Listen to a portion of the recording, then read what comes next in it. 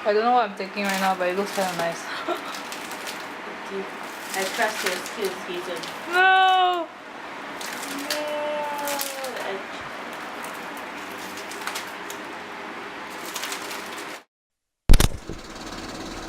Sila kenalkan diri anda.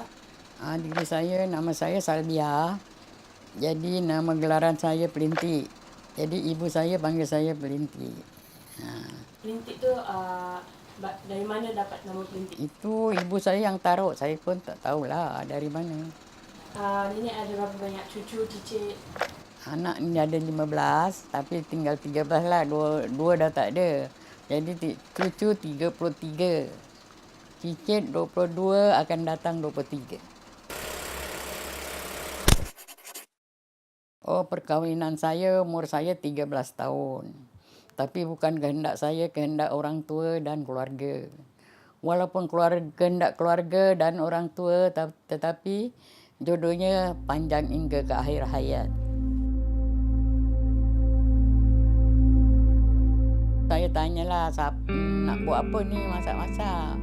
Jadi mak saya kata adiknya nak sunat. Dia cakap gitulah. Jadi saya pun diamlah. Dia dah cakap adiknya nak sunat gitu. Adik angkat, bukan adik tu. Dah maghrib itu disuruh salin baju, suruh pakai tudung. Jadi tahu-tahu angkat nikah gitu, jadi terperanjat lah. Tapi orang dulu kan semuanya kehendak orang tua, bukan kehendak kita. Kita tak mengalami cinta, terus kahwin gitulah. I ever asked my dad why you take mom when she was really young, you know. He's told me that he very scared because he was at that time he was 30. He said he's worried. My mother was very beautiful at that time. He's scared that if she wait longer, people will just take her away, you know. She told me that my grandmom forced her to, every time my dad come from work, she asked my mom to go and, of course, entertain the husband lah.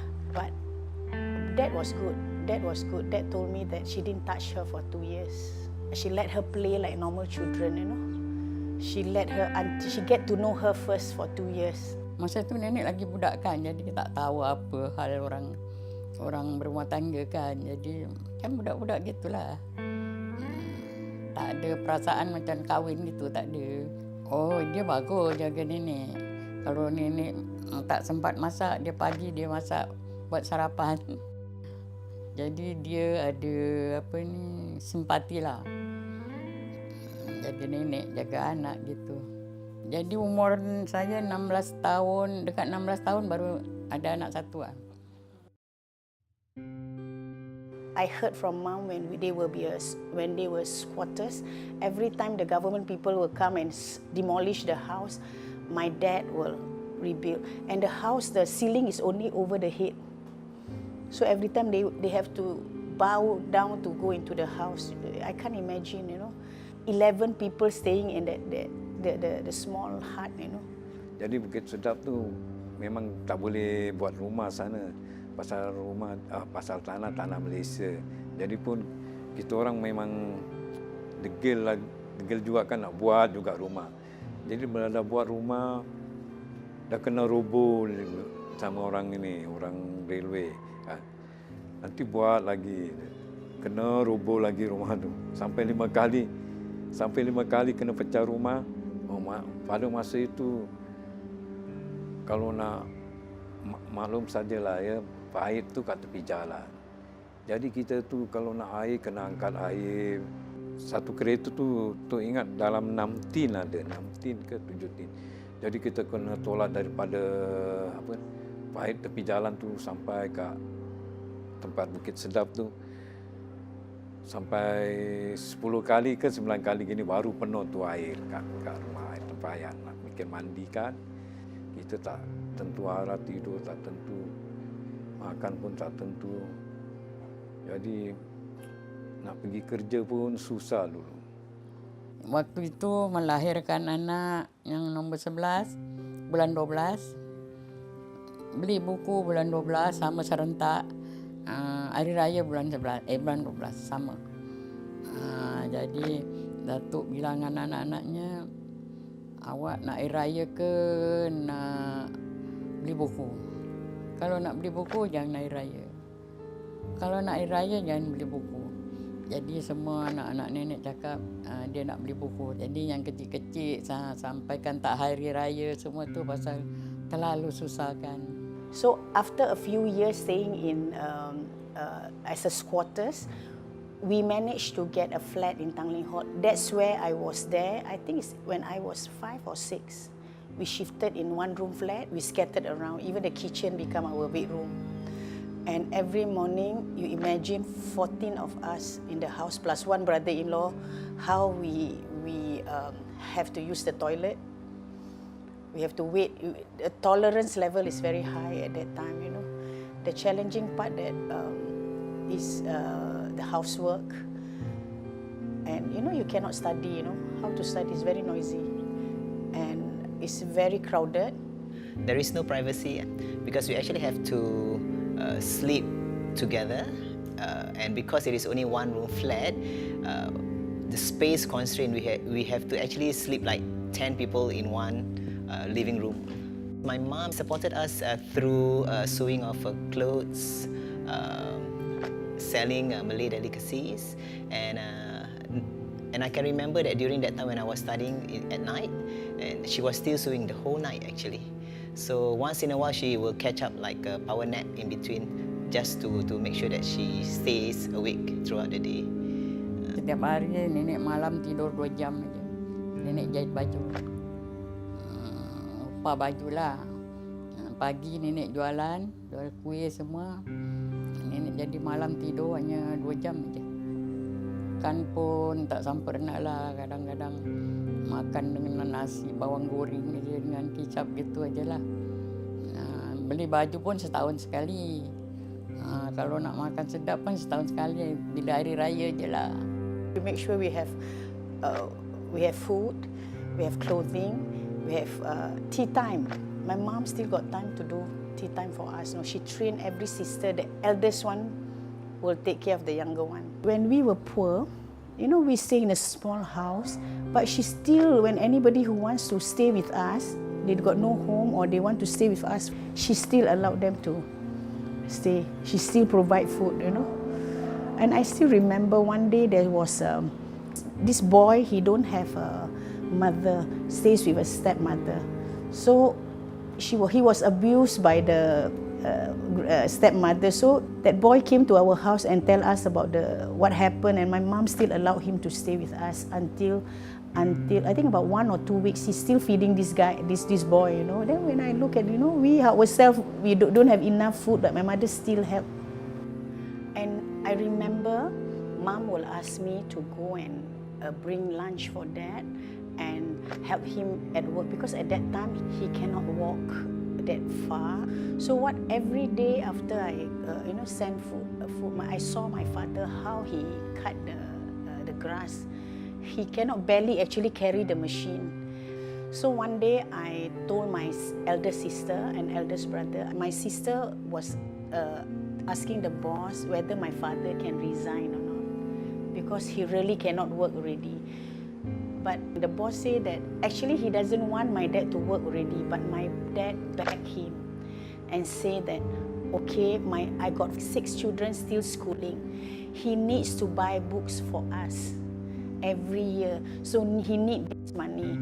So what the boss did was, actually he just asked my father to come to work, give him 300 a month. It's just for pleasure, not for him to actually work, but because of my father begged him not to resign. The saddest part is when my dad passed away. I actually have to withdraw from my diploma in mechanical manufacturing engineering course, and because I can't afford to pay the school fees. There's one time that I wanted to buy something, and I was so afraid to ask her because I know she doesn't have any money. Even 20 cents I want to ask, I scared. Oh, okay, I think better not. Sebab kalau atuk meninggal, anak nenek ada 4 orang lagi sekolah tau. 1 orang universiti, 2 orang poli, 1 orang sekolah Arab. Jadi di situ ada kepedihan sikit lah. Bukan kepedihan apa, kepedihan wang ringgit. Jadi anak saya yang masuk universiti tu jajan 1 hari $1 aja. Padahal sekolah tinggi ya. Itulah keprihatinannya dalam situ.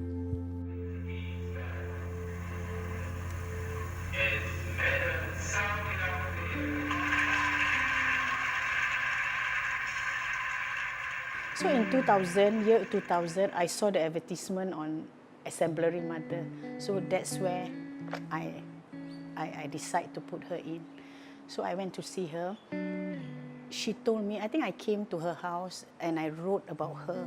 I can't believe that how she survived, how she coped with how she coped emotionally, physically, and it's just happened. She won and that was my biggest achievement actually for her, no?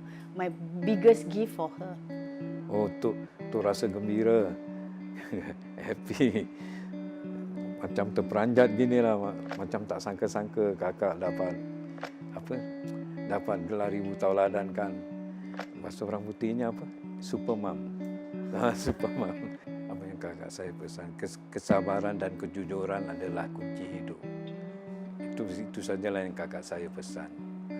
She also mentioned when we run a business, you have to make sure that you run it because you want to help people. Doesn't matter if you doesn't make so much, as long as you help. So I think that value stays with me, and also patience. I think a patient is like swallowing something bitter without displaying distasteful in your face. So she's that kind of person that I also learned that from her. So we have to be patient no matter what. When I look at the past, we are very poor, and now, with the values that my mom has put in me, the values that I see her, she's a strong lady. She never give up. She always tell me, giving is better than receiving. The hand on the top is better than the hand below. That's what she say. Always give.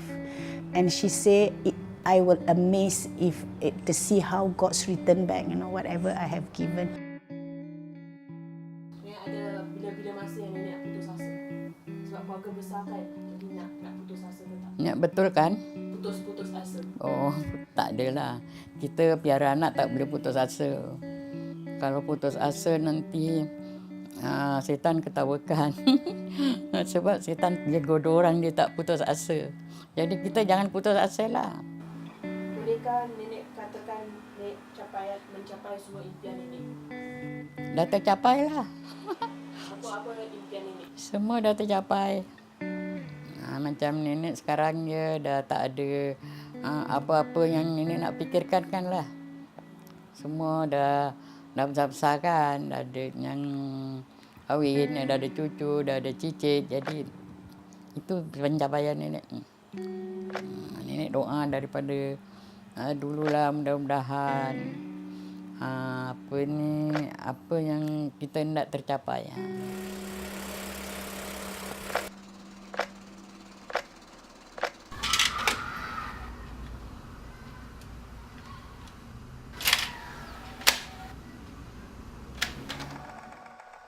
It's okay.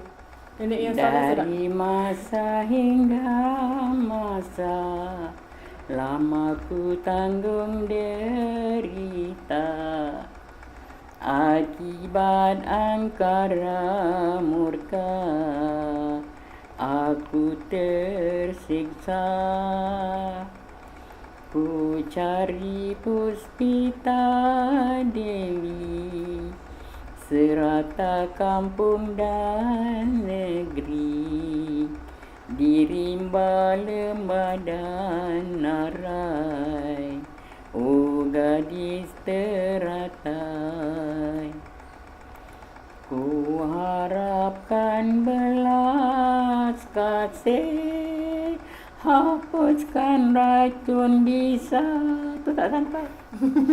Kalbuku merintih, jiwa lara, berikan daku penawar, sekuntum bunga yang suci, agar kembalilah segar, siksanya di hati. Suara tak sedap.